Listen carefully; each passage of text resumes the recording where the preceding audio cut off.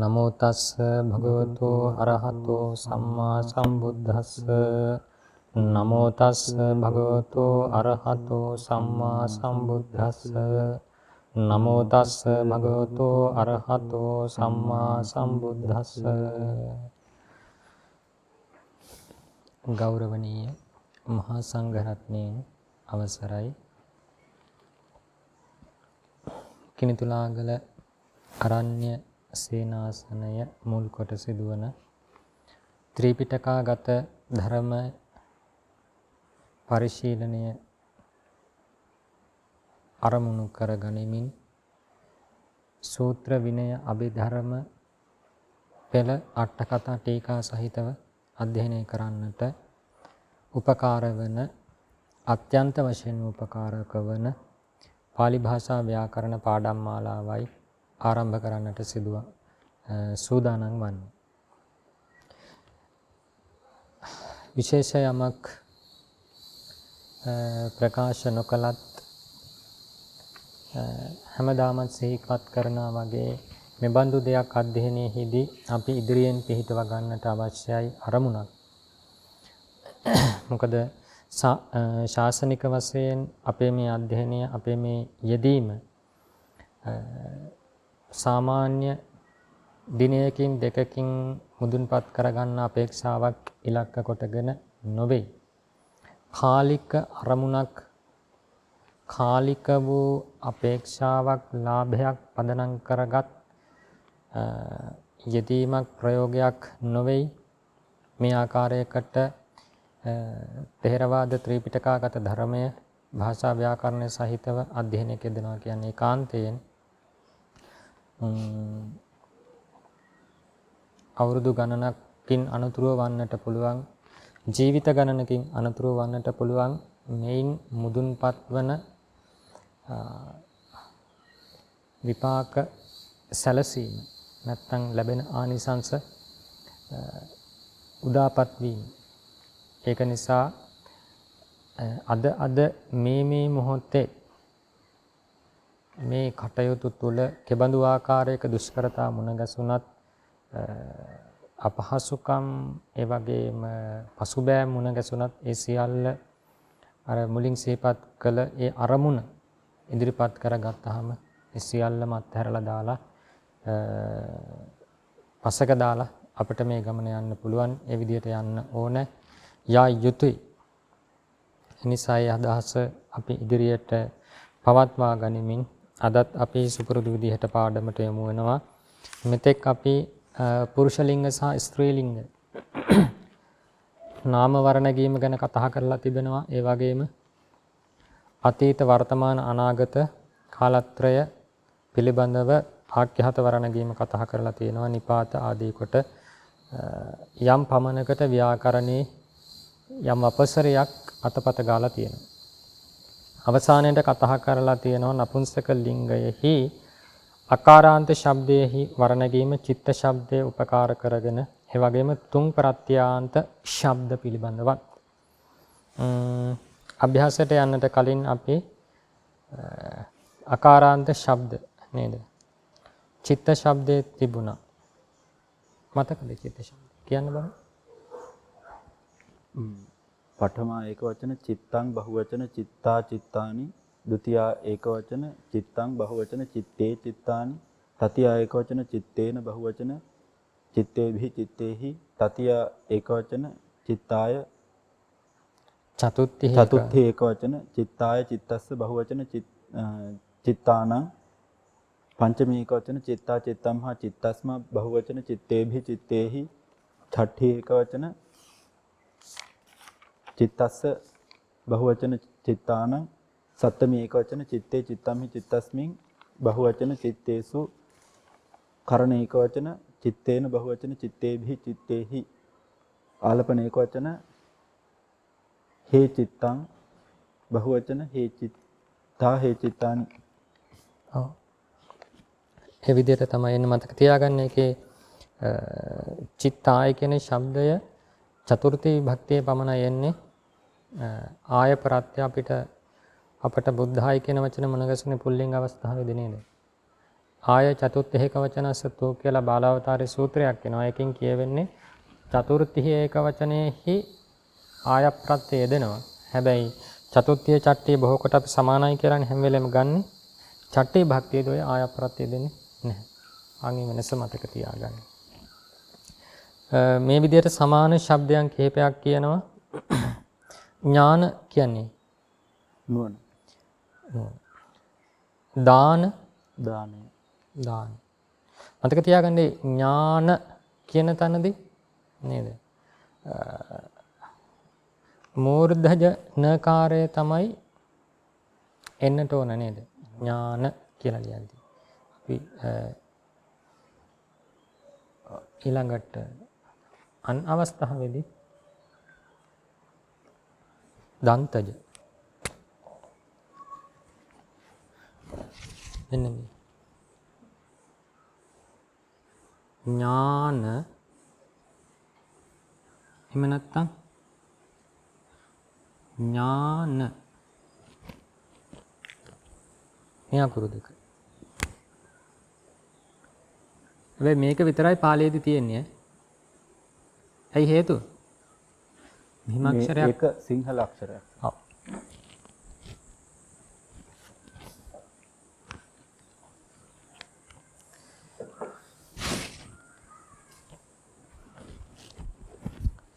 ඊළඟට ධන ධනය. පාප පව. රූප රූපය. ඝාන නහය. දුක්ඛ දුක. බල බලය. වන වනය. පීඨ පුටුව. තින තනකොළ. නයන ඇස. සුසාන සොහොන. ලෝචන ඇස. අමත අමෘතය. හදය හෘදය. හෘදය එහෙම සමාන උච්චාරණය අපට එන්නේ නේද සංස්කෘතයේදී ආ ඊ උ රි කාර්ය ස්වරයක් හැටියට එන්නේ රි හෘදය කිහිර කිරි. සෝපාන හිනිමඟ. අරඤ්‍ය වනය.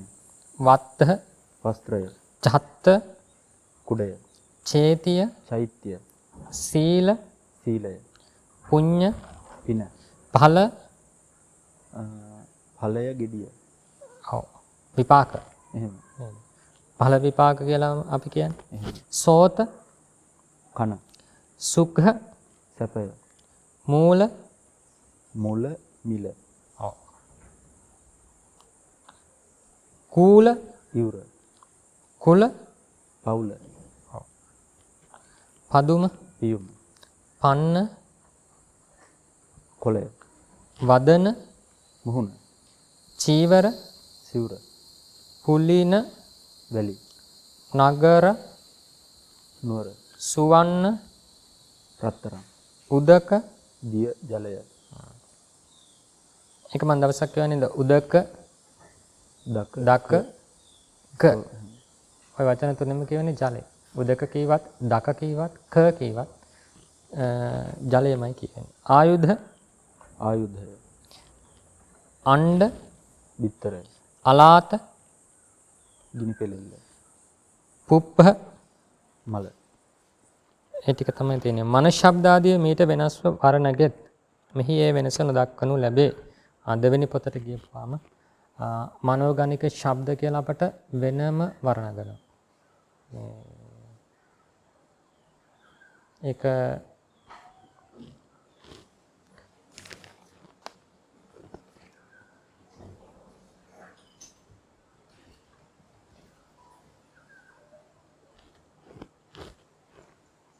වෙනස් ආකාරයක් තමයි එන්නේ නේද? මනං සිරං උරං තේජං රජං ඕජං වයං පයං යසං තපං වචං චේතං ඒවමාදී මනෝගණෝ. මනෝගණික ශබ්ද ටිකක් තිබෙනවා. මන ශබ්දය, සිර, උර, තේජ නේද? තේජසා, තේ ඕජසි, තේජසි, තතෝජසි. ඔන්නෝම වචන ටිකක් අහලා තියෙනව නේද? ඒක නිසා මේ මනෝගණික ශබ්දවල මීට වඩා යම් බඳු කෙටි වෙනසක් තියෙනවා. භාෂාවකින් භාෂාවකට ලැබෙන ලක්ෂණ තමයි ඒ ආභාස තමයි මේ වෙනස කියලා හඳුනාගන්නේ. ඒක දෙවෙනි පොතේදී කතා කරනවා. ඊළඟට තුන් ප්‍රත්‍යාන්ත ශබ්ද කිහිපයක් කතා කළා. තුන් ප්‍රත්‍යාන්තයේ අර්ථය මොකද්ද? යම් ක්‍රියාවක් කරන්ට කිරීමට බලාපොරොත්තු. ඔව්. අන්නේ අර්ථයයි අදහසයි මෙතනදී දෙන්නේ නේද? කියන්න බලන්න අභ්‍යාසාංක 16.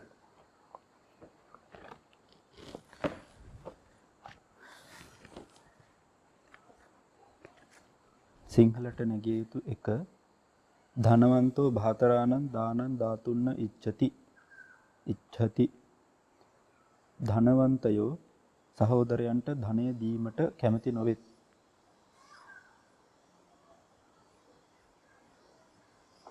ඔව් ධාතුන් දෙන්ට අර දීමට කියන එකේ අදහසක් තියෙනවා. දීම පිනිස කියන අදහස තියෙනවානේ. මේකේ කියන්නේත් ඒ අදහසම තමයි. නමුත් ඒ පිනිස දීමට ඔය කියන්නේ නාම පදයක චතුර්ථ විභක්ති වර්ණගීමක්. සිංහලයේදී දීමට නේද? දීම කියන නාමය තියෙනවා. සිංහලයේදී ඒක චතුර්ථ විභක්ති ප්‍රත්‍ය වෙලා දීමට කියලා හිතනවා. දීම පිනිස කියන අදහස. නමුත් මෙතනදී තුන් ප්‍රත්‍යාන්ත ශබ්දය අර්ථයක තමයි. නමුත් මේ හැදෙන්නේ ක්‍රියා ධාතුවකින් පරව තුන් ප්‍රත්‍යාන්ත වෙලා. ඒක නිසා අංගේ ලක්ෂණය අපට මෙතනදී පෙන්වන්න අපි දෙන්ට කියන අදහස ගමු. පරිවර්තනය කරන්න. ඔව්. ධනවන්තෝ පඨමා ඒක වචනයි. භාතරාණං චතුත්ථී ඒක වචනද ධනවන්තෝ සමාන සංස ධනවන්තෝ පඨමා බහුවචනයි. භාතරාණං චතුත්ථී බහුවචනයි.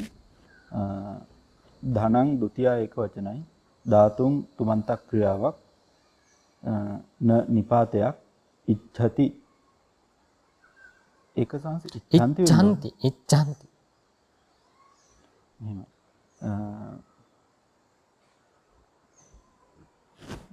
වර්තමාන කාල පඨම පුරුෂ බහුවචන ක්‍රියාපදයක්. ඔව්.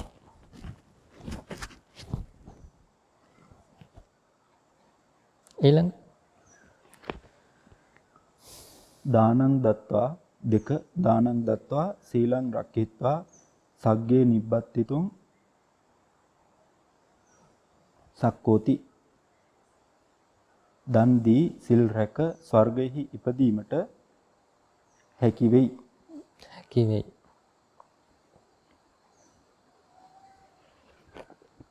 ඒකේ කොහොමද එන්නේ පද විග්‍රහය?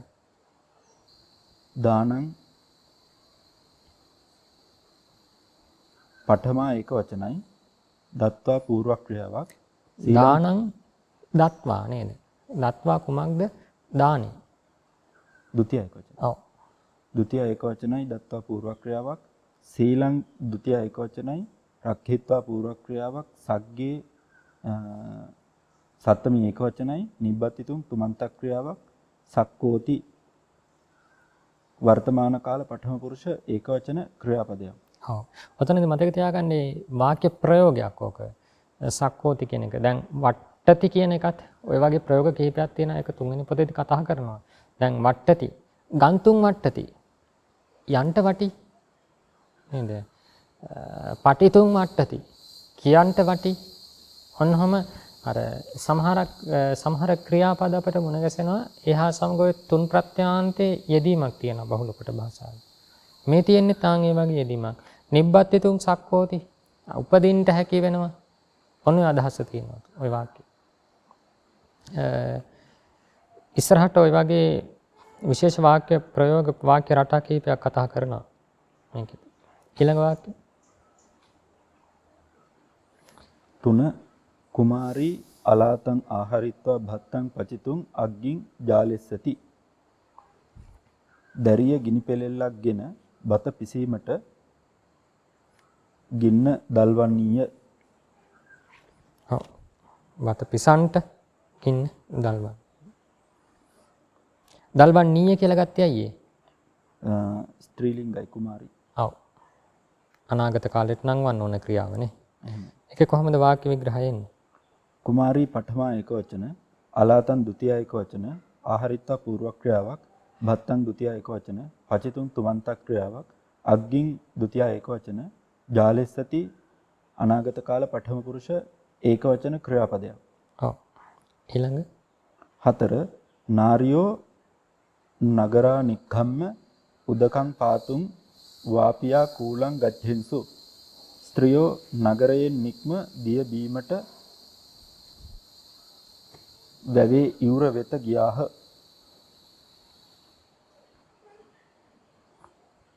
ඔව්. වැවේ ඉවුර වෙත එම කියන්නත් පුළුවන් නේද? සන්තිකම් කියන වගේ අදහසක්. එහෙම. නැත්තම් කෙලින්ම වැව ඉවුරට ගියහ. එහෙම.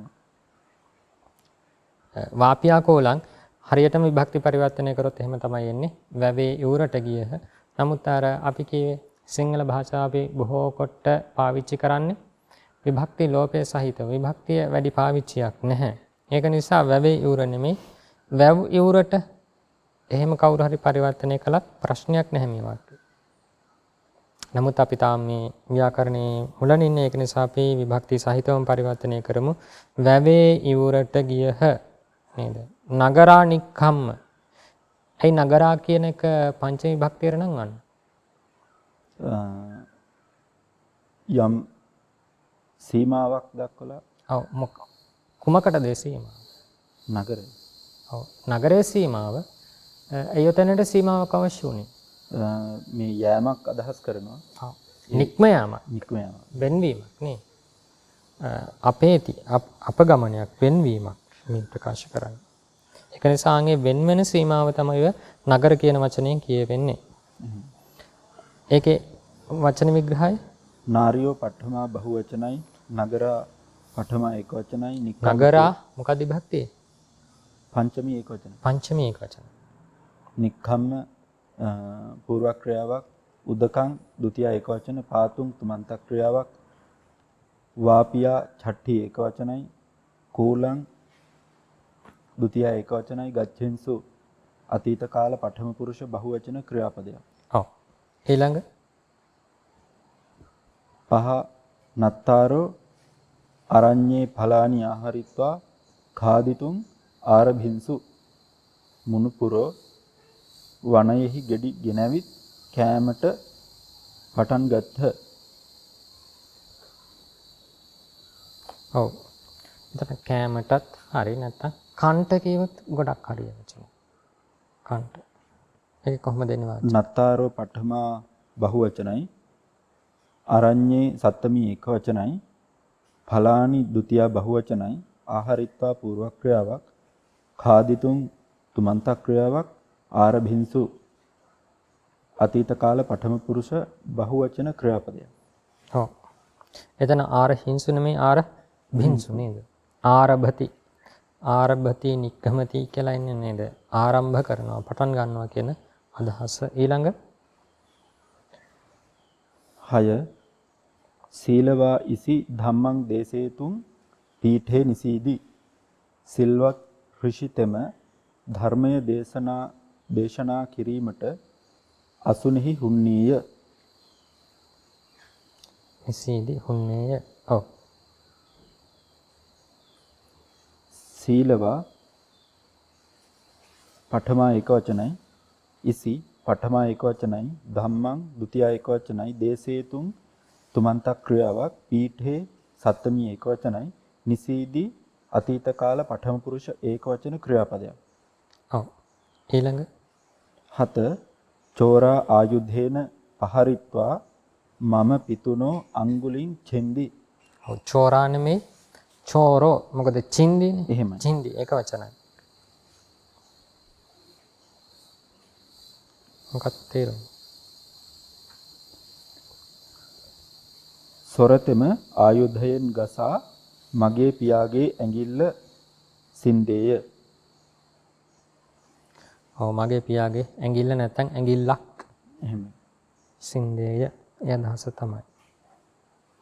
චෝරෝ පඨමා ඒකවචනයි ආයුධේන කරණ ඒකවචනයි පහරිත්වා පූර්ව ක්‍රියාවක් මම චට්ඨි ඒකවචනයි පිතුනෝ චට්ඨි ඒකවචනයි අංගුලින් ဒုတိ ය ඒකවචනයි ඡෙන්දි අතීත කාල පඨම පුරුෂ ඒකවචන ක්‍රියාපදයක්.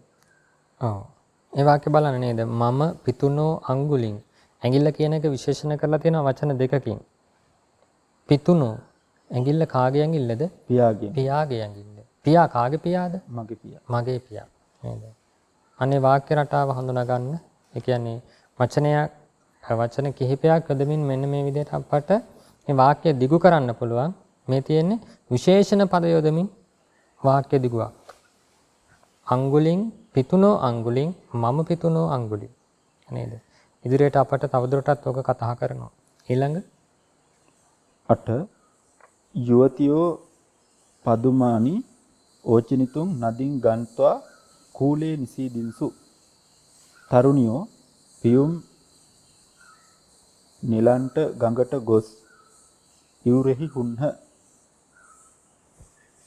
ඔව් ඒ ඕචිනාති ශබ්දයේ තියෙන්නේ නෙලනවා වගේම කඩා රැස් කරනවා. රැස් කරන අර්ථය තමයි යෝගෙ තියෙන්නේ. චිනාති කියන්නේ නේද? චිනාති කියන්නේ රැස් කරනවා.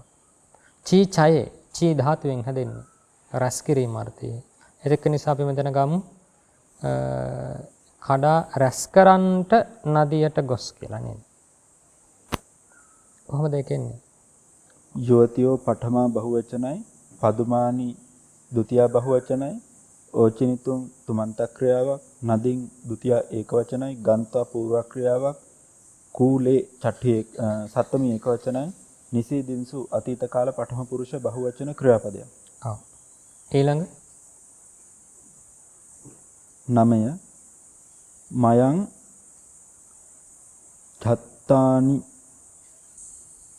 ඡත්තානි ආදාය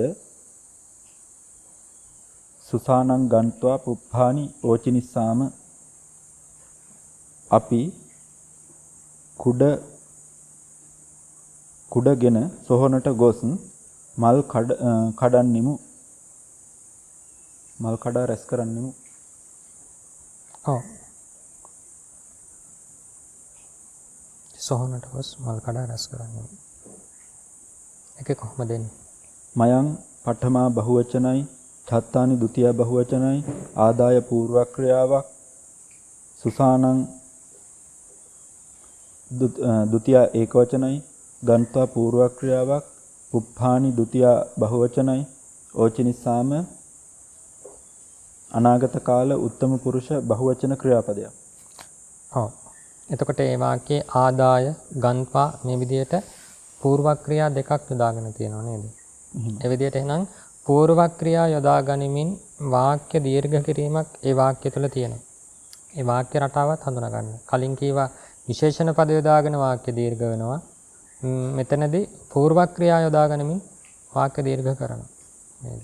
මොකද අන්නේ ක්‍රමය අපි යම් පමණකට නැත්තම් මෙතනදී හරියට හදාරුවොත් අටුවාවට ගියපුවාම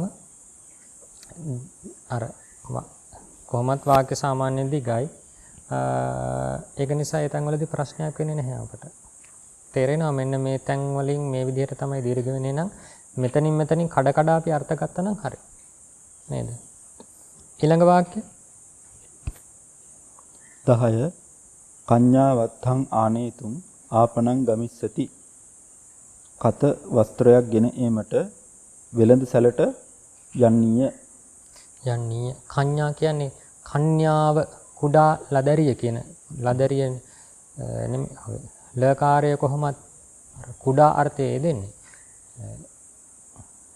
දරිය කියන අර්ථය නේද? මෙතන තියෙන්නේ.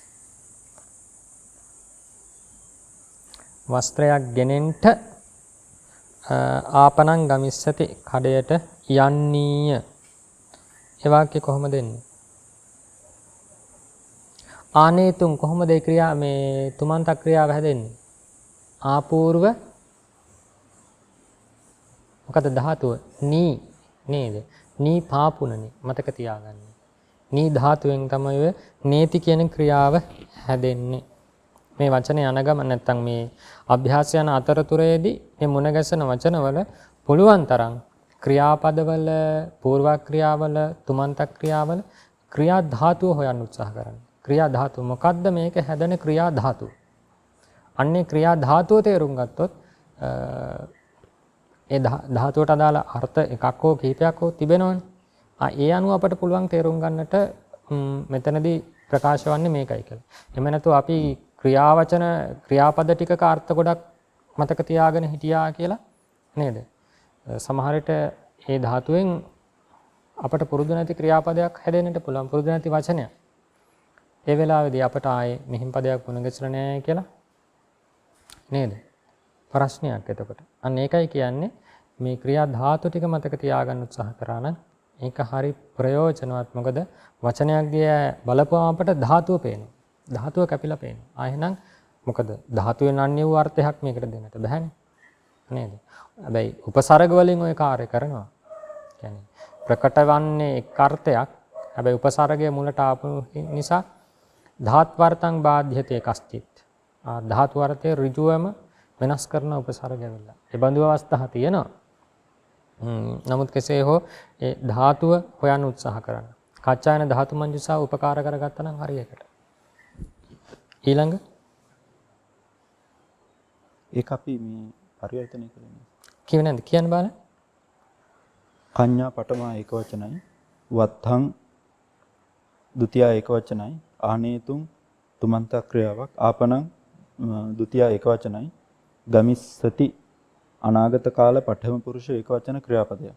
ඔව්. ඊළඟ 11 තුම්හි වනං ගන්්වා ගාවීනං ධාතුං පන්නානි ආහාරත නුඹලා වනයට ගොස් දෙනුන්ට දෙන්ට තනකොළ ගෙනෙහු. ඔව්. ඒක කොහොමද? තුම්හි පඨමා බහුවචනයි. ඔව්. විශේෂයි ඒක මොකද පුරුෂය? තුම්හි මධ්‍යම පුරුෂ. මජ්ක්‍ධිම පුරුෂ නේද? මජ්ක්‍ධිම පුරිස.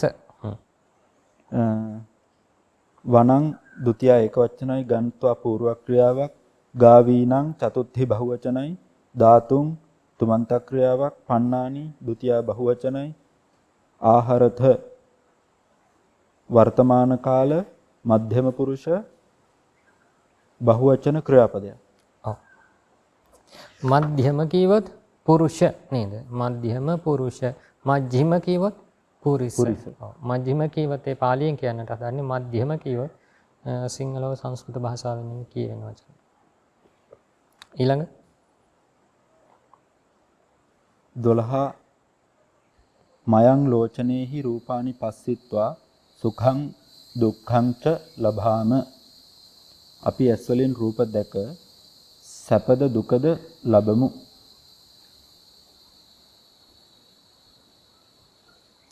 ඔව්. දැක නැත්නම් පස්සති කියන එකේ බලනවා කියන අර්ථයක් තියෙනවා. පස්සති. බලා. අපි ඇස් වලින් රූප බලා සැපද දුක්ද ලබාම ලබමු කියන අර්ථනේ. ඒක කොහොමද එන්නේ? මයං පඨමා බහුවචනයි. ලෝචනේහි කරණ බහුවචනයි. රූපානි ဒုတိ ය බහුවචනයි. පස්සිත්වා පූර්ව ක්‍රියාවක්. සුඛං ဒုတိ ය ඒක වචනයි. දුක්ඛං ඒ ဒုတိ ය ඒක වචනයි. ච නිපාතයක්. ලබාම වර්තමාන කාල උත්තම පුරුෂ බහුවචන ක්‍රියාපදය. ඊළඟ 13 ත්වං සෝතේන සුනිතුං ගානේන ගායිතුං ච සක්කෝසි. නුඹ කනින් අසන්ටද නාසයෙන් ගන්ධය දැනගන්ටද හැක්කෙහි. ඔව්. විඳින්න කීවත් ප්‍රශ්නයක් නැහැ එතන. ගායති. ගන්ධයක් විඳිනවට තමයි පැහැදිලිවම ගායති කියලා කියන්නේ. සක්කෝසි. ආයතන සක්කෝති කියන වචනේ යෙදලා තියෙන මේ ත්වං කියන කරතුරුව හා සමග නේද? ඒකයි සක්කෝසි කියලා මධ්‍යම පුරුෂයට නැංවිලා තියෙන්නේ. ත්වං සක්කෝසි. නුඹ හැකි වෙහි. නුඹ සමර්ථ වෙහි. අන්න එහෙම අර්ථ ගන්නවා.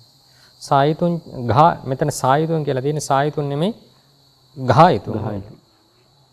ගායතුන් සක්කෝසි. කොහොමද ඒ වාක්‍යෙන්නේ?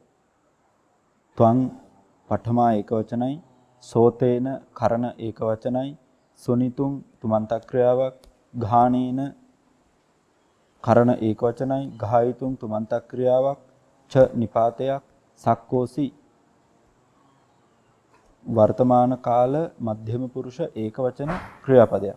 ඊළඟ 14 කුක්කුටියා අණ්ඩානි රුක්ඛස මූලේ සම්ති කිකිලියගේ බිත්තර ගසේ මුලහි ඇත්තාහ. ගස මුල ඇත්තාහ. ඔව් මතක තියාගන්න. ඇත්තාහ පරිවර්තනය හරි. නමුත් සිංහල ව්‍යාකරණය දෙන්න ඕන. බිත්තර බහුවචන වුණාට අපි කියවා අප්‍රාණවාචිකයි. නේද? ඒක නිසා ඇත. කිකිලියගේ බිජුවට ගස මුල ඇත. එහෙමයි එන්නට ඕන. නමුත් අපි සන්ති කියන පදයේ අර්ථය මෙතන ගන්නට ඕන නිසා ඇත්තාහ කියලා ගම්මු. අර කාරණිය දැනගෙන නේද? කොහොමද ඒක වාක්‍ය? කුක්කුටියා චට්ඨි ඒක වචනයි, අණ්ඩානි ဒ ුතියා බහුවචනයි, රුක්ඛස්ස චට්ඨි ඒක වචනයි, මූලේ සත්තමී ඒක වචනයි, සන්ති වර්තමාන කාල පඨම පුරුෂ බහුවචන ක්‍රියාපදයක්. ඔව්. ඒතර රුක්ඛස්ස මූලය කියන එකට ගසේ මුලෙහි එහෙම තමයි හරියට විභක්ති පරිවර්තනය આવොත් නැත්නම් ගස මුල ගස මුල ඇත ගස මුල වෙයි. එහෙම පරිවර්තනය කරත් වැරද්දක් නැහැ. අපේ භාෂාවේ හුරුවට ඒ විදිහට නම් වල නේද? සංසවසරේ ඒකේ අණ්ඩානි කියන එක මම ဒ ුතියා බහුවචනෙන් තිබ්බ ඒක පඨමා බහුවචනද? සන්ති කියන ක්‍රියාපදේ පඨමා බහුවචන. පඨමා බහුවචන. ဒ ුතිය නේ පඨමා බහුවචන. මොකද සන්ති කියන ක්‍රියාව බලාගෙන ඉන්නේ. කියන්නේ ඒ ක්‍රියාව අපේක්ෂා කරන්නේ ඔන්න අණ්ඩානි කියන වචනේ. එහෙමයි.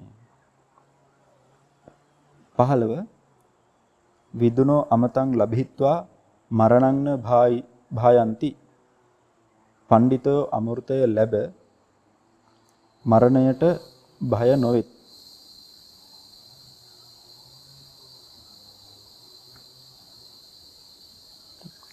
ඒ වාක්‍යයේ නේද? භායන්ති න භායන්ති. නමුත් අපි මෙතෙක් කතා කරලා තියෙන ප්‍රයෝගණුව නේද? යස්මාදපේති භයමාදත්තේවා තදපාදානං කියලා. ඒ කියන්නේ යමක කෙරෙන් බියක් උපදිනවා නම් නේ සීහම්හා භායති කියලා. ඒ වගේ පංචමී භක්තිය අපාදාන කාරකය තමයි බිය විමාර්ථයේහි ගැලපෙන්නේ. ඒක නිසා විදුණු අමතං ලබිත්වා මරණම් හාන භායන්ති කියලා මේ වාක්‍ය තිබුණා නම් ගොඩාක් නිවැරදි. ඒක නිසා අපි ඒ විදිහට දැනගමු. අර්ථය එතකොට එන්නට ඕන ලබිත්වා මරණං න භායන්ති. එතන ගනිද්දි මරණම් හා න භායන්ති කියලා නේද? මරණයට බිය නොවෙත් කියන අර්ථය තමයි. පැහැදිලි නේද කියපු එක? වෙනට අවශ්‍ය දෙන්න.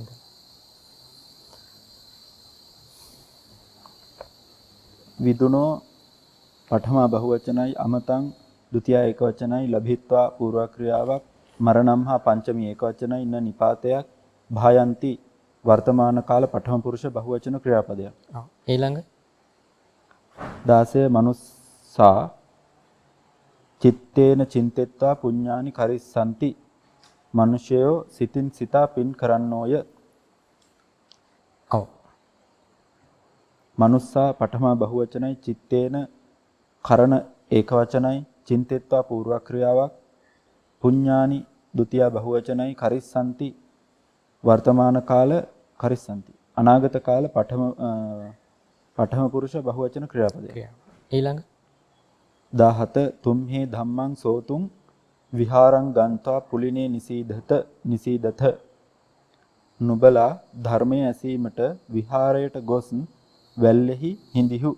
ඔව් ඇසීමට නැත්තම් අසන්ට.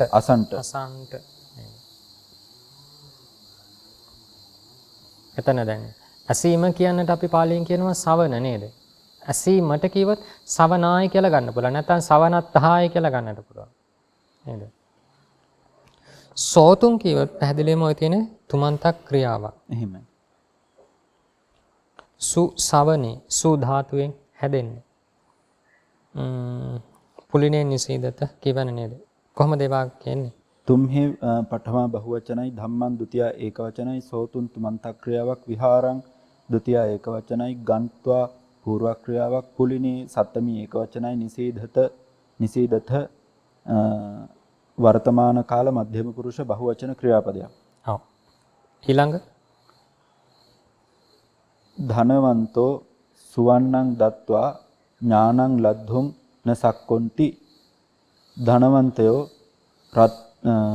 රත්රන් දී ඥානය ලබන්ට නොහැකි වෙති. ඔව්. ඥානය ලබන්ට සමර්ථ නොවෙත්. ධනවන්තයෝ සමර්ථ නොවෙත් කියන අදහසයි ඉන්නොත්.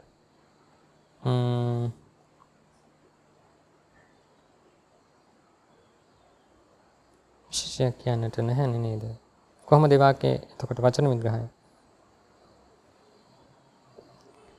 ධනවන්තෝ පඨම බහුවචනයි සුවන්නං ဒ ුතිය ඒකවචනයි දත්වා පූර්ව ක්‍රියාවක් ඥානං ဒ ුතිය ඒකවචනයි ලද්ධුම් තුමන්ත ක්‍රියාවක් න නිපාතයක් සක්කොන්ති වර්තමාන කාල පඨම පුරුෂ බහුවචන ක්‍රියාපදයක්. මතක තියාගන්න නිපාත විවිධාර්ථයේ දෙන නිපාත තියෙනවනේ. අපි ඔය නකාරට කියනවා නිෂේධාර්ථ නිපාතයක් කියලා මෙතන. නිෂේධාර්ථ. ඒ කියන්නේ නිෂේධනය කරනවා කියන්නේ මොකද්ද? යමක් ප්‍රතික්ෂේප කරනවා නැත්නම් බල රහිත කරනවා. අන්න ඒ අර්ථය. කියන්නේ ඒ යම් අර්ථයක් ප්‍රකට කරන්න හදනවා නම් ඒ අර්ථය සිඳිනවා. නිෂේධ කරනවා. නේද? මෙතනත් ඒ වගේ සක්කොන්ති කිව්වොත් හැකි වෙත් නැසක්කොන්ති නොහැකි වෙත්. නිෂේධාර්ථය දෙන්න. ඊළඟ 19 දාරකෝ ඨත්තං ගන්හිතුං සෝපානං ආරොහි. දරුවා කුඩය ගැනීමට ඉනිමගට නැංගේය. ගන්ට ඉනිමගට නැංගේය. ඔව් ගන්ට.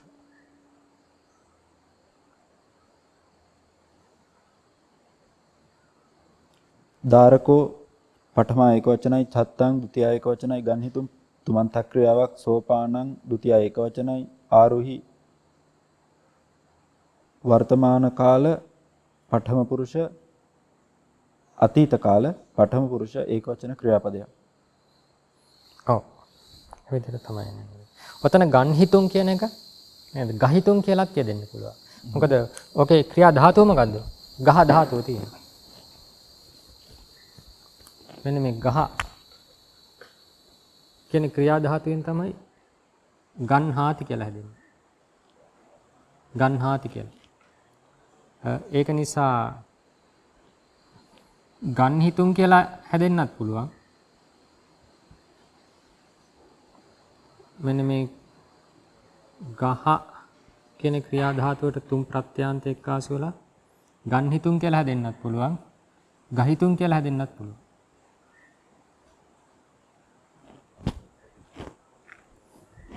ඒක අර දීලා තියෙන එකෙත් ඒ වචන කීපෙම දීලා තියෙන එකම වචනනේ. අවුඩ දීලා තියෙනවද ඒක? නෑ ඕකෙම නෙමෙයි. දැන් අර පාතුම් පිවිතුම් හරිතුම් ලබ්ධුම් ලබ්හිතුම් බොහොත්තුම් භුංජිතුම් කියන ඒවා ඔක්කොම එක වගේ. ඔව්. කත්තුම් කාතුම් කියන ඒවා දෙක වගේ දීලා තියෙනවා. තියෙන. එකම අර්ථය. මෙතනත් ඒ වගේ අය මේ ක්‍රියා ධාතුවට ආදේශයක් වෙනවා මේ ක්‍රියාපදය හදද්දී ඒ විදිහට ආදේශ වුණ අවස්ථාවක් තමයි ඔය ගන්හ කියලා ඉන්නේ. ආදේශය නොවුණු අවස්ථාව තමයි ගහිතුන් කියලා ඉන්නේ.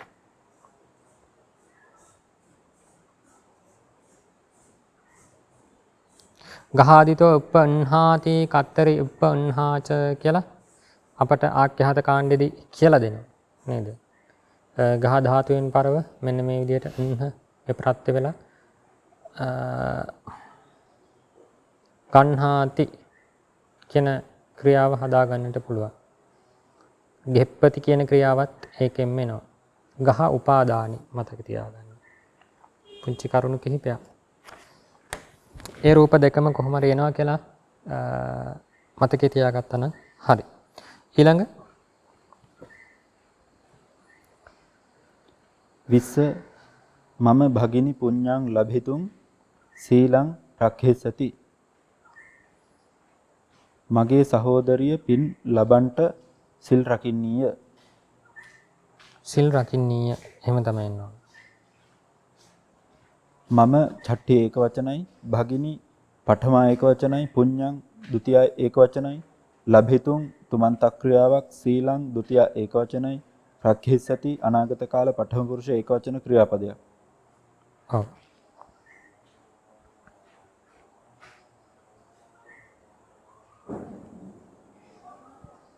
එතකොට මේ වාක්‍යයේ පුඤ්ඤං කියලත් ဒ ුතිය විභක්තියක් තියෙනවා සීලං කියලත් ဒ ුතිය විභක්තියක් තියෙනවා නේද? දෙකම කර්මකාරකයි කියන්නේ. සීලං කියන කර්මකාරක වචනේ කා දිහා බලාගෙන යෙදෙන්නේ. සීලං දැන් පුඤ්ඤං කියන වචනේ ဒ ුතිය විභක්තිය වුණාට අපි කීවේ කාරක වශයෙන් සලකද්දී අවසාන ක්‍රියාසිද්ධියට උපකාර පිණිස තමයි මේ වචනයක් යෙදෙන්නේ. ඒක නිසා වචන විග්‍රහයකදී අපි ක්‍රියාව හා සමග ගලපලා බලන්න ඕනේ කියලා නේද? දැන් සීලං කියන වචනේ සීලං රක්ඛිස්සති නේද? ඒක ගැලපෙනවා නේ. රක්ඛිස්සති කියන ක්‍රියාව දෙස බලාගෙන තමයි සීලං කියන වචනේ යෙදෙන්නේ. සීලය රකින්නවා කොහොමද සීලය? හැබැයි පුඤ්ඤං කියන වචනේ රක්ඛිස්සති දිහා බලාගෙනද පුඤ්ඤං රක්ඛිස්සති ගැලපෙන්නේ නැහැනේ. එහෙමයි. දැන් පුඤ්ඤං කියන වචනේ ඉදලා තියෙනවා ලබිතුං කියන ක්‍රියාව දිහා බලන්න. ඒ විදිහට තමයි තියෙන්නේ නේද? ඊළඟට පාළියට නැගිය යුතුයි. කියන්න බලන්න එක. එක ළමයි ගෙඩි කන්ට ගස මුලට ගියාහ. දාරකා ඵලානි ખાදිතුං රුක්කස්ස මූලං ගච්ඡෙන්සු. රුක්කස්ස මූලං ගච්ඡෙන්සු. ඔව්. එතන ගච්ඡති යාමාර්ථයක්. ඒක නිසා මූලට කියද්දි මූලං ဒ ුතිය විභක්තියෙන් එන්න ඕන. එන්නට අවශ්‍යයි. ඊළඟට ඒ මුල කාගේ මුලක්ද? ගසේ. ගසේ මුලක්. ඒක නිසා රුක්කස්ස මූලං. ඊළඟ දෙක තරුණිය මල් කඩා රැස් කරන්ට ගසට නැංගාය. තරුණ පුප්පානි යෝචිනිතුං රුක්ඛං ආරුහි. ඔව්. ඊළඟ තුන මම කුඩයක්ද වස්ත්‍රයක්ද ගෙන ඒමට ගෙට ගියෙමි. අහං ඡත්තංච වත්තංච ආහාරිතුං ගේහං ගච්ඡින්.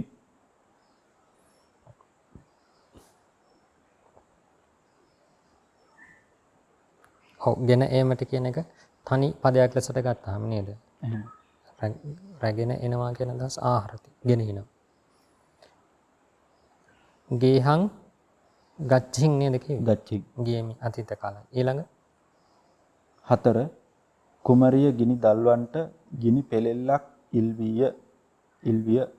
කුමාරී ජාලේතුං අලාතං යාචි. කුමරිය ගිනි දල්වන්නට නේද? අග්ගින් ජාලේතුං කුමක්ද දල්වන්නේ? අග්ගින්. ඔව්.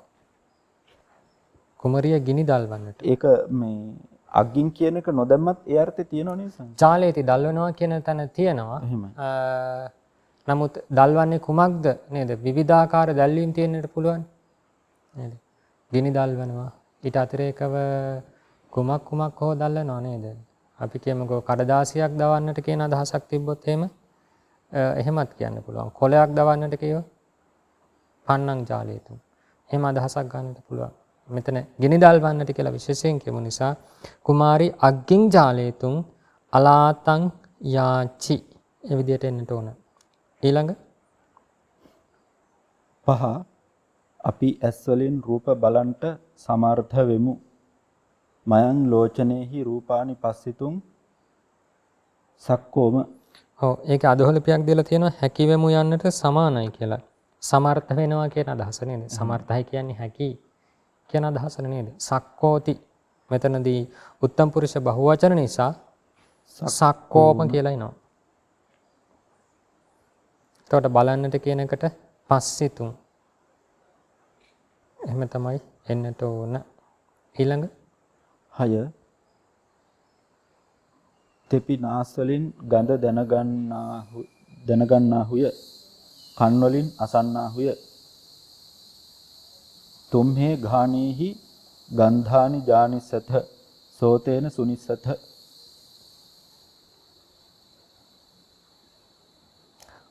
ගඳ දැනගන්න හෝ නේද? තනි වචනයක් මොකද්ද? අපට කලින් අභ්‍යාසයේදී ඔක ආව නේද? ගායති කියලා වචනයක් ආවේ නැද්ද? ගායති නේ ආවේ නැහැ. ගානේන ගායිතුම් කියලා ආවේ. එහෙම. ත්වං සෝතේන සුනිතුම්. ඒක තුමන්ත ක්‍රියාවක් මෙතන දැන් වාක්‍යය අවසන් වෙලා තියෙන නිසා දැනගන්න හුය කියලා. අන්න ඒක තමයි අපි ඒක මේ කියන්නේ. අන්න ඒකයි මම කිව්වේ. තුමන්ත ක්‍රියාව කියන තැන හොයන්නට ඕනේ අපි ක්‍රියා ධාතුව මොකද්ද? ධාතුවට අදාළව ඊන් පස්සේ ඒක ස්වයං අධ්‍යයනයක්. ඒක තනියෙන් කරන්නට අධ්‍යයනයක්. තුමන්ත ක්‍රියාව දැන ගැනීම පමණක්ම නෙමෙයි. ඒක දැනගෙන ධාතුව ඇසුරු කරගෙන වරණගෙන සාමාන්‍ය ක්‍රියාව කුමක්ද? ඒ ටික හොයන්නට ඕනේ. දැන් මෙතන ගායතුන් කියන තුමන්ත ක්‍රියාව හැදෙනා වගේම ගායති කියන සාමාන්‍ය ක්‍රියාව හැදෙනවා. එහෙම. නේද? ඒක නිසා ගානේන ගායති. මේ වාක්‍ය මොකක්ද ආවේ? නාස් වලින් ගඳ දැනගන්නාහුය. ගඳ දැනගන්නවා කියන ඒ සමූහයටම තනි වචනේ මොකද්ද? ගායති. ගායති. තෙපි නාස් වලින් ගඳ දැනගන්නහුය. තුම්හේ ගානේභි ගායත. එහෙම ගත්තා නම් හරි. දැනගන්නහුය අනාගත කාලය නම් ගායිස්සත. ගායිස්සත. නේද? ගායිතුම් කීවොත් ලොකු අපහසුයක් නැහැ ඒක. ගායති ගායිතුම් නේද?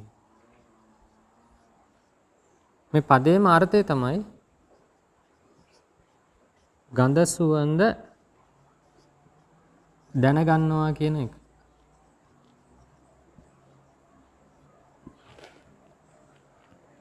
ඒ වගේම සුනාති කියන එකෙන් තමයි ඉස්සලා සුනිතුන් කියලා වනේ. එහෙමයි. සුනිතුන් එහෙම නැත්නම් තව වචනයක් මොකද්ද? සෝතුම්. සෝතුම්. මේ දෙකම හැදෙන්නේ සු කියන ක්‍රියා ධාතුවෙන්. සු සවනි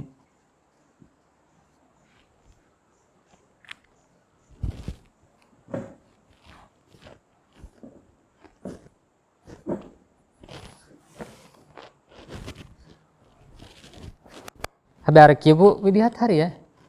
ගඳ දැනගන්නා හොය කියපුවා ගන්ධං ජානිසත. එහෙම උත්සාහ කරන්නට ඕන. කොහොමද එතකොට කන් වලින් අසන්නා හොය එකත් කියවන නේද? ඊළඟ වාක්‍යය 7 බන අසන්ට ගොස් ඔහු වැලි මත්තෙහි හිඳගත්හ ධම්මං සුනිතුං ගන්්වා තේ පුලිනේ නිසීදින්සු. අන්න ඒ වගේ තැනදී අපි වාක්‍ය මුලට ගමු තේ කියන එක නේද? එහෙමයි. තේ ධම්මං සුනිතුං ගන්්වා පුලිනේ නිසීදින්සු. ඔව් පුලිනේ නිසීදින්සු. එහෙම නැත්නම් පුලින මත්තකේ නිසීදින්සු. මත්තෙහි කියන වචනෙට දැම්මු. කුමාරි සත්ත්මී භක්තියක් තමයි එන්නට ඕනේ එතන. වැලි මත කියන අදහස නේද? එහෙමයි. ඊළඟ වාක්‍යය 8 මිනිස්සු මුදල් දී ඥානය ගන්ට නොහැකි වෙති. මනුස්සා මූලං දත්වා ඥානං ගන්හිතුම් න සක්කොන්ති. ඔව්. ගන්හිතුම් නැත්තම් කලින් ආවනේ මොකද්ද? ලද්දුං න සක්කෝති. ධනවන්තෝ සුවන්නං දත්වා ඥානං ලද්දුං න සක්කොන්ති කිය වගේ මෙතන ලබන්ට කියන එක. ඔව්. ලද්දුං කියලා ගන්නත් පුළුවන් ගන්හිතුම් ලබිතුම් ප්‍රශ්නයක් නෑ. ඊළඟ 9 ධනවතා තමාගේ ධනය බෙදා දූවරුන්ට හා පුතුන්ට දුන්නේය.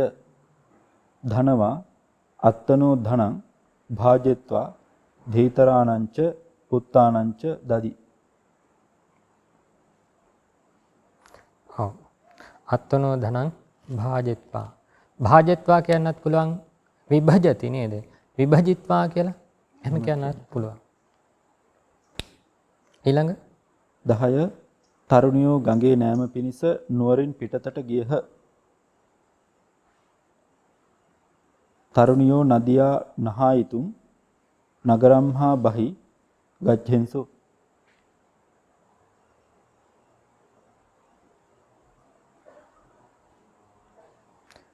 ඔව්. නුවරින් පිටත නගරම් හා බහි නගරම් කියලා තනියම ගන්නත් පුළුවන් නේද? ඒ අදහසමයි තියෙන. ඒකත් මතක තියාගන්න. ඉස්සරහට මුණ ගැසෙනවා. කොහොමද? නගරම් හා බහි කීවත්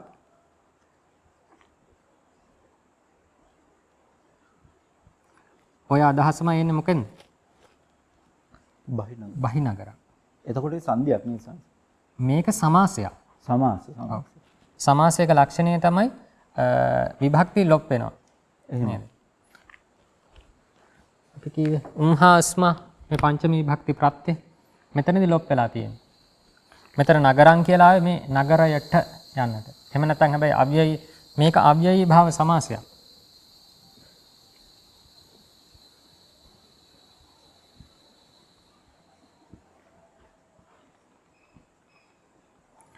අව්‍යයි භාව සමාසයක ලක්ෂණයකුත් තියෙනවා.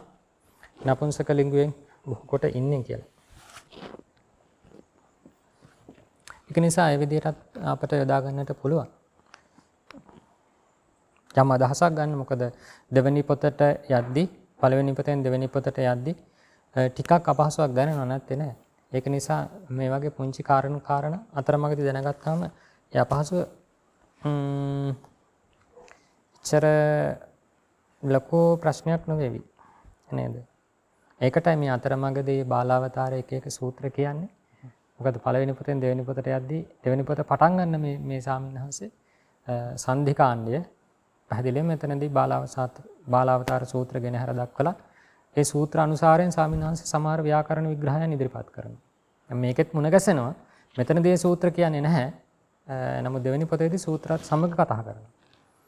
ඒක නිසා අපි මේ කතා කරන අතරතුරේදී යම් පමණකට දැනුවත් වෙමින් ගියොත් ලොකු ප්‍රශ්නයක් වෙන්නේ නැහැ. යන්න පුළුවන් මේ යන ගමන. ඊළඟ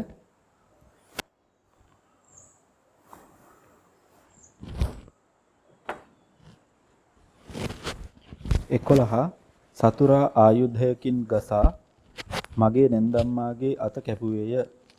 හරි ආයුධේන පහරිත්වා මම සස්සුයා හත්හං චින්දි. ඔව්. හරි ආයුධේන පහරිත්වා. චින්දි එහෙම තමයි එන්නේ. ඊළඟ 12 ඔව්හු උයනට ගොස් ළමයින්ට මල්හා ගෙඩි ගෙනාහ. තේ උయ్యాණං ගන්්වා බාලකාණං පුප්පානිච ඵලානිච ආහරින්සු.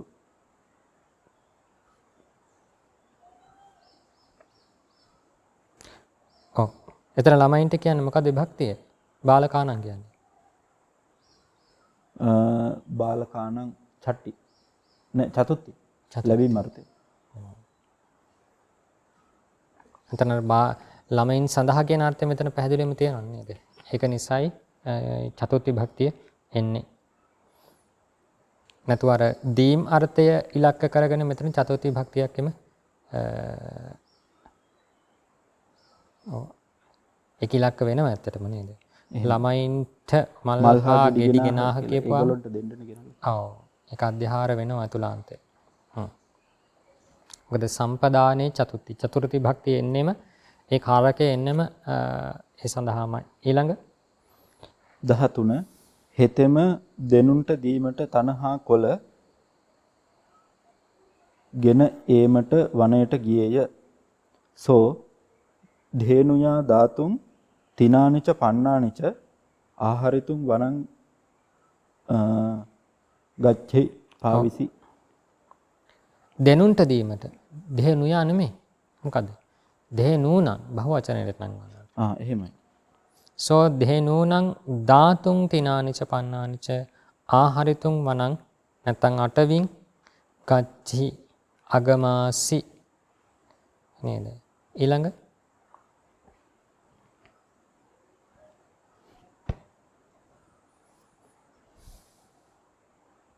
14 පිරිමි ළමයිද ගෑනු ළමයිද චෛත්‍යයට පිදීමට පොකුණෙන් නෙළුම් මල් ගෙනාහ. බාලකාච බාලිකාච චේතියං පූජේතුං පොක්ඛරණියා පදුමානි ආහරින්සු. පොකුණෙන් නෙළුම් මල් ගෙනාහ. පොකුණෙන්. එතකොට මොකක්ද විභක්තිය එතන? කරණ විභක්ති නේද? පංචමි. ඔව්. පොක්ඛරණී. ඔව්. පොක්ඛරණී වචනය කොහොමද ඉතිලිංගයි? ඉතිලිංග නේද? අග්ගි ශබ්දය වගේ ඉතිලිංගයි නේ. ඉතිලිංගයි. පොක්කරණී පොක්කරණිය පොක්කරණියෝ කියන වචනය ආවනේ නේද? එහෙමයි. ඒක නිසා ඉත්තිලිංගයි. නමුත් පොක්කරණියා කියන වචනේ රූප කිහිපයක වෙන විභක්ති. මෙතන ගැලපෙන්නේ පංචමී විභක්තිය තමයි. පංචමී. එතන චෛත්‍යයට කියන්නේ මොකද්ද ගත්ත විභක්තිය? චේති යස්සද චේතියන්? චේතියං පූජේතු. ඔව්. මොකද්ද මේ විභක්තිය? චේතියන් ဒုတိ ය විභක්තිය. ဒုတိ ය. ဒုတိ යවද හරියන්නේ චතුර්ථයද හරියන්නේ?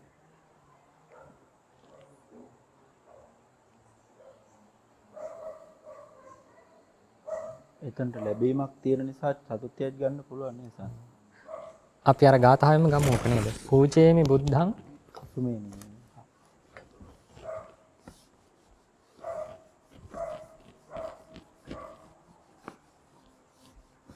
ඒ ဒုတိ යයෙන් ඇවිල්ලා තියෙන්නේ. ဒုတိ යයෙන් තියෙන්නේ.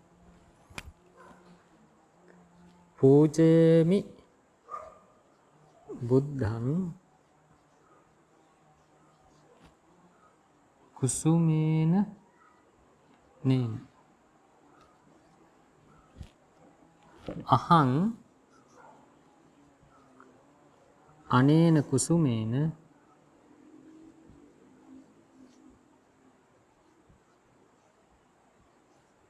බුද්ධං පූජේමි.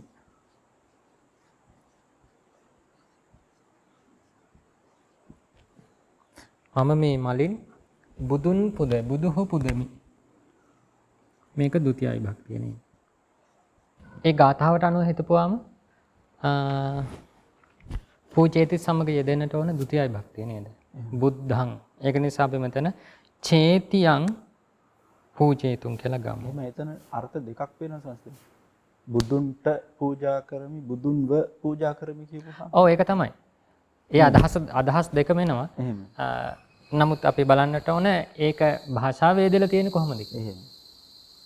ආන් යෙදීම අනුව තමයි අපි මෙතනදී අපි ගන්නට ඕන. ඊළඟට යම් තැනක අර විදිහට චේතියස්ස කියලා එහෙම බුද්ධස්ස පූජේමි නේද? සාමාන්‍යයෙන් ඔය තෙහෙරි ගාථාවල වගේ තමයි ඔය වගේ ගොඩක් අර සාමාන්‍යයෙන් අපි හිතනවා මෙන්න මේ භාෂා ප්‍රයෝගය දෙන්නට ඕනයි කියලා. තෙහෙරි ගාථාවලට කියපුවාම අපදාන ඒ ගාථාවලට කියපුවාම සම්පූර්ණ අපි හිතන එකට වඩා වෙනස්. වෙනස් කියන්නේ හරිම නිදහස් භාෂා ශෛලියක් තියෙන. මේ ව්‍යාකරණ අපි මේ විදිහට කතා කරාට අර ගොඩාක් මේ කතා කරන ව්‍යාකරණ වලින් අපගමන වෙච්ච තැන් තෙහෙරි ගාථාවල තමයි ගොඩාක් වෙනස්. ඒක නිසා මේ වගේ තැනුත් වෙනස් නොවෙනවා කියලා ඒකාන්තයෙන් කියන්නත් බෑ. ඉතින් යම් තැනක දැක්කොත් මේ මතය අත්හරින්න අර ගන්න. නේද? ඊළඟ වාක්‍යය 15 අපේ සහෝදරයෝද සහෝදරියෝද වැවේනා කෑමට හා නිදීමට ගෙදර ආවෝය. අම්හාකං භාතරෝච භගිනියෝච වාපියං නහත්වා khādituංච සයිතුංච ගේහං ආගච්ඡෙන්සු. ආගච්ඡෙන්සු ආගමින්සු එහෙම ගන්නට පුළුවන් නේද? ඊළඟ 16 ළමයා දිවියකු දැක උයන හරහා දුව ගොස් ගඟෙන් එතර විය. බාලකෝ දීපින් පස්සිත්වා උයානස්ස තිරියං ධාවිත්වා නදියං තරි.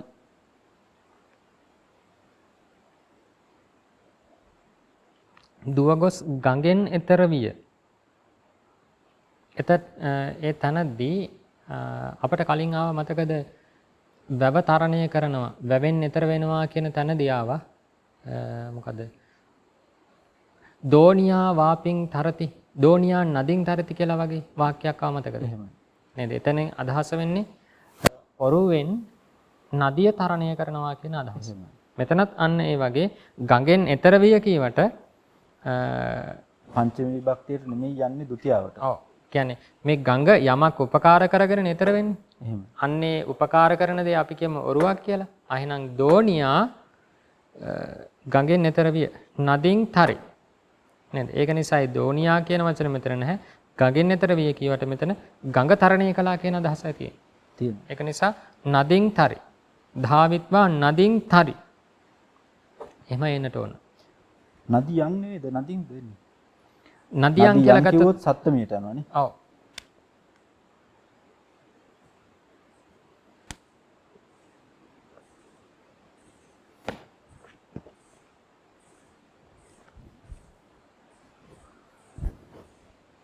වාපින් තරිත්වා නදින් තරිත්වා සමුද්දං තරිත්වා නේද? අන්න ඒ වගේ තැන්වලදී එනට ඕන ဒုတိ යයි භක්තිය. ඊළඟ 17 තෙපි දානෙන් හා ශීලයෙන් පින් ලැබව්. තුම්හි දානේනච සීලේනත පුඤ්ඤානි ලභත. ඊළඟ 18 මාගේ නැන්දාගේ දෙන්නු සොහොනෙහි තනකා දිය බීමට වැවට ගියහ. මයිහං සස්සුයා නැන්දාගේ මාතුලානියා සස්සුයා සස්සු කියන්නේ කාටද? නැන්දම්ම. එතන නැන්දාගේ. එහෙම. මයිහං මාතුලානියානේ. මාතුලානියා ධේනුයෝ සුසානේසු තිනානි කාදිත්වා උදකං පාතුම් වාපින් ගච්ඡෙන්සු. ඔව්. සොහොනෙහි තනකා සුසානේ තිනං කහදිත්වා නේද? සුසානේ තිනං කහදිත්වා. ඒක වචනෙන් එන්නට ඕන.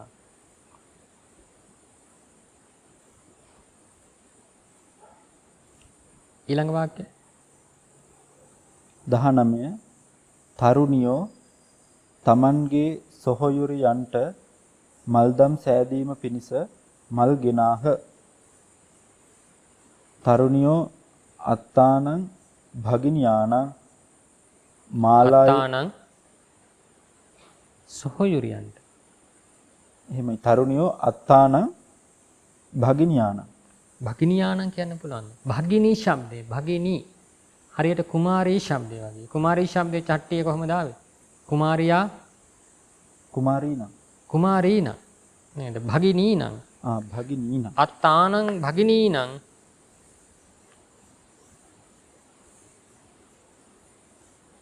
භගිනීනං මාලායෝ කරිතුම්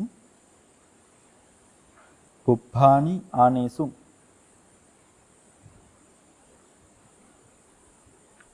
ඔව්. මල්දම් සෑදීම පිණිස කොහොමද කියේ? මාලායෝ කරිතුම්. කරිතුම්. ඔව්. කරන්ට කියන අදහස නේද? මාලා කාතුම් නැත්තම් තනවනවා වගේ අදහසක්. මාපේතුම් නිමවනවා. මල්දම් නිමවන්නට මාලා මාපේතුම්.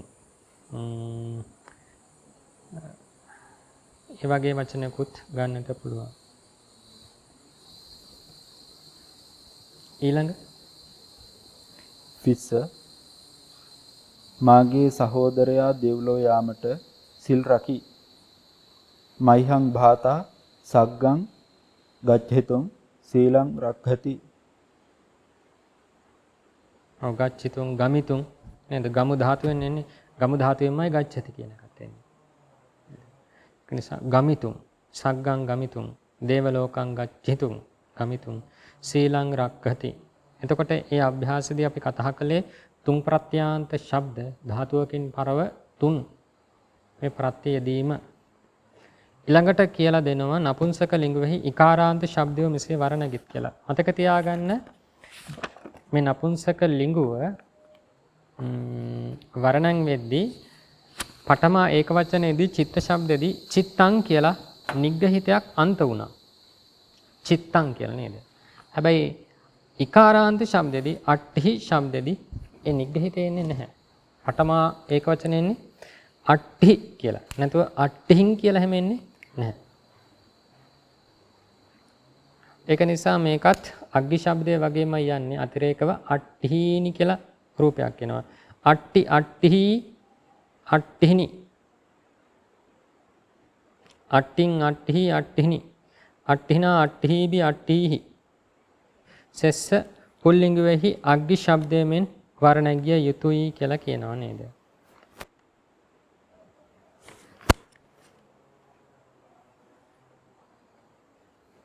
එහා සමාන වර්ණගෙන ශබ්ද ටික.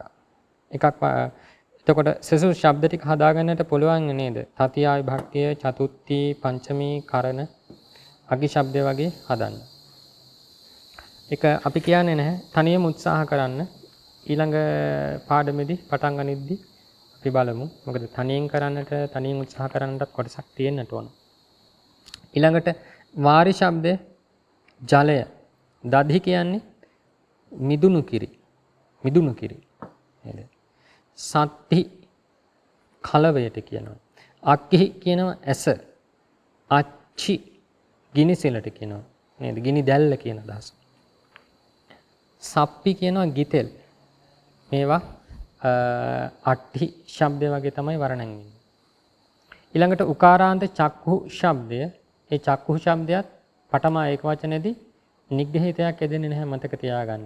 මොකද අපිට ටික දවසක් ගියපාම හැමතැනකම හිතෙන්නේ නපුංසක ලිංගු නම් ඒක වචන නම් පඨමා විභක්ති නම් අවසන් වෙන්න ඕනේ නිග්‍රහිතයකින් කියලා ඔන්නෝම හිතෙනවා.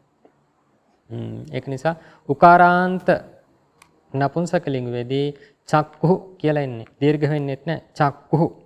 චක්ඛු චක්ඛු චක්ඛුනි. චක්ඛුං චක්ඛු චක්ඛුනි. චක්ඛුනා චක්ඛෝභි චක්ඛුහි. සෙස් පුල්ලිංගයෙහි ගරු ශබ්දයෙන් වර්ණන් විය යුතුයි. නේද? එහෙනම් ගරු ශබ්දය මතක් කරගන්න. මතක් කරගෙන මේ චක්කු ශබ්දය සම්පූර්ණ කරගන්න ඕන. ඒ වගේම පහළ දීලා තියෙනවා මේ දෙතැන්හිම කරණ විභක්තිය හෝ තතිය විභක්තියට සමානයි. ආලපන විභක්තිය පඨමා විභක්තියට සමානයි. ඒ කියන්නේ වෙන්වෙන්ම කලින් කී අට්ඨි ශබ්දයත් දැන් කී චක්කු ශබ්දයත් මේ අවස්ථා දෙකේදීම කරණ තතියා සමානයි නේද? කරණේ තතියා කියලා නෙන්නේ. කරණේ තතියා බාලාවතාර සූත්‍රයක් මෙන්නේ. ඒක නිසා කරණාර්ථය ප්‍රකාශ වන්නේ තතියා විභක්තියෙන්මයි. ඊළඟට ආලපන විභක්ති පඨමා විභක්තියට බොහෝ කොට හැමතැනම සියල්ලෙන් සියල්ල සමාන වෙනව නෙමෙයි බොහෝ කොට සමාන වනවා. මෙතනදී සමානයි කියලා තියෙනවා නේද? ඒහා සමාන ශබ්ද ටිකක් කියනවා. ආයු කියනවා ආයුෂ. මధు මීපැණි. ජතු ලාකඩව. ජතු ලාකඩ. ධනු දුන්න. අස්සු කඳුළු. තිපු ඊයම්. හිංගු පෙරුම් කායක්. අම්බු ජලය. දාරු දර.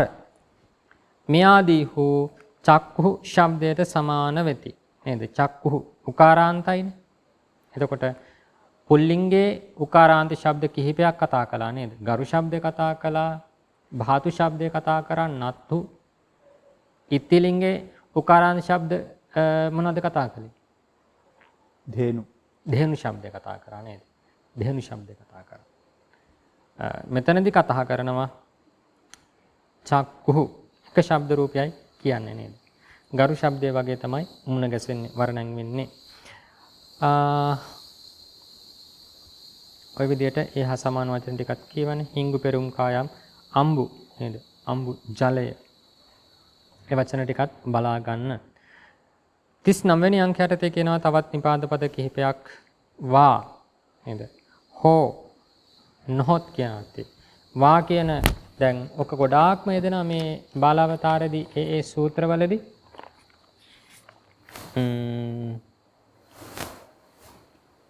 වාපරෝ අසරූපා. වාපරෝ අසරූපා. මේ සංධි කාණ්ඩෙදිම මුලදීම සූත්‍රයක් මුණගැසෙන වාපරෝ අසරූපා. අසමාන රූපා සරම්හා පරෝ සරෝ වා ලුප්යතේ. එතනත් කියනවා වා ලුප්යතේ. හේතුව තමයි පිටක ලොප්වන්නට පුළුවන්, පිටක නොවන්නටත් පුළුවන්. මේ විකල්පය ප්‍රකාශ කරන්නේ. වාකාරය. ඒ වගේ සූත්‍ර බොහෝමයක ඔය වාකාරයේ ප්‍රයෝජනෙ අරගෙන තියෙනවා. නේද? ඉවන්නෝ යං නවා. විකාරයක් වෙන්නත් පුළුවන්, නොවෙන්නත් පුළුවන්. ඒ අදහස. සකින් කියන්නේ වරක්. කස්මා ප්‍රශ්නාර්ථවාචී නිපාතයක් ඕක. කස්මා කවර හේයකින්. තස්මා ඒකට උත්තරයක් දෙනවා නම් එහෙයින්. කවර හේයකින් නුඹ නාවෙහි. කොහොමද පාලියට පෙරලන්නේ? කවර හේයකින් නුඹ නාවෙහි. ඊයේ කවර හේයකින් නුඹ පාසලට නොආවෙහි. කස්මා ත්වං හීයෝ පාසලට නොආවෙහි.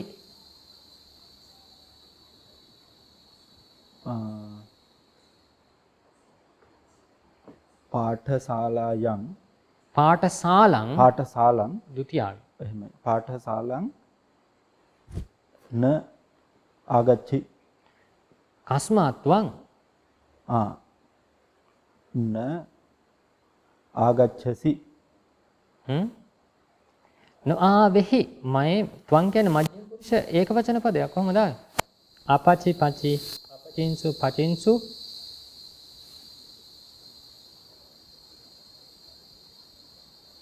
කොහොමද? පචති පදයේ අතීත කාල වර්ණන් වෙන. අපච්චි පචි අපචින්සු පචින්සු අපචෝ පචෝ අපචිත්ත පචිත්ත අපචින් පචින් අපචිම්හ පචිම්හ නේද? ආගච්ඡිත්තද එතකොට එන්නේ? ආගච්ඡිත්ත කියොත් බහුවචනෙට යනවා නේද? එක වචනෙන් අවශ්‍ය.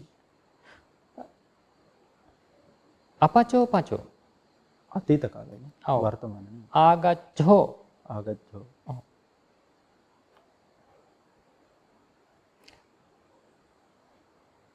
නොආවෙහි කියපු නිසා අපචෝ නේද?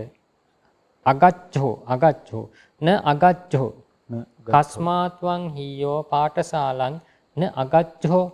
ඇයි ඔයා ඊයේ ඉස්කෝලේ ආවේ නැත්තේ? තස්මා එහෙයින්. ච කියන්නේ ද ඉත්. දැන් නීලංච රත්තංච නිල්ද වූ රතුද වූ කියලා අපි සිංහලෙන් කියන්නේ අන්න ඒක තමයි. නීලංච රත්තංච පුප්පහනි. නිල් වූද රතු වූද මල්. උත්කාරයත් කියනවා. නානා කියන්නේ නොයෙක්. වෙන් කියන අදහස. විනා කියන්නේ හැර නැතු. කතං කෙසේ. පරතෝ ඉදිරියෙහි. කිමත්තං පුරතෝ. ඔව් මොකක්ද අපේ ශික්ෂාපදයකුත් එන්නේ මොකද්ද? න පච්චතෝ ගච්ඡන්තෝ පුරතෝ ගච්ඡන්තස්ස න පච්චතෝ ගච්ඡන්තෝ පුරතෝ ගච්ඡන්තස්ස අගිලානස ධම්මං දේසිස්සාමිති සික්ඛාකරණිය නේද?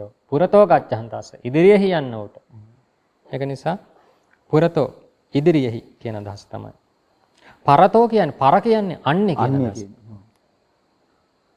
කිමත්තහං කියන්නේ කුමකට? කිං අත්තහං කුමන අර්ථයකටද? නැත්නම් කිමත්හාය කියන්නත් පුළුවන්. කිමත්හාය කුමක් පිණිසද කියන්නේ. ඔය විදිහට තමයි එහෙනම් අභ්‍යාසංක 16 සහ ඊට පසුව යෙදෙන මේ පාඩම ගැන අපට කතා කරන්නට තියෙන්නේ. එහෙනම් අද දවසෙත් අපි භාෂා පාඩම් මාලාව මෙතනින් අවසන් කරනවා. ආයෙත් කියවන්න, බලන්න, අභ්‍යාස කරන්න, මේ සිහිපත් කරපු වචන පාඩම් කරගන්න, මතකේ තියාගන්න. ඊළඟට කටට හුරු වෙනකන් හොඳට වර්ණම් වන්නට, ඊළඟට භාෂා උච්චාරණය කරන්නට අල්ප ප්‍රාණ මහ ප්‍රාණ සහිතව නේද? ඒක නිසා ඒ කරුණු කාරණා ඒ කාර්යයන් තමා හා සතුයි. තමාගේ උත්සාහයෙන් සෝත්සාහයෙන් කරගත යුතු දේවල්. පුංචි මඟ පෙන්වීමක් පමණයි මේක. එනිසා ඒ සඳහා සියලු දෙනාටම මේ භාෂා අධ්‍යයනය තුළ රැස්වුණු හැම කුසලයක්ම අසන බලන හැමෝටම මේ කටයුතු අවසානයක් එක් කරගෙන යාම පිණිස ආශිර්වාදයක් වේවා.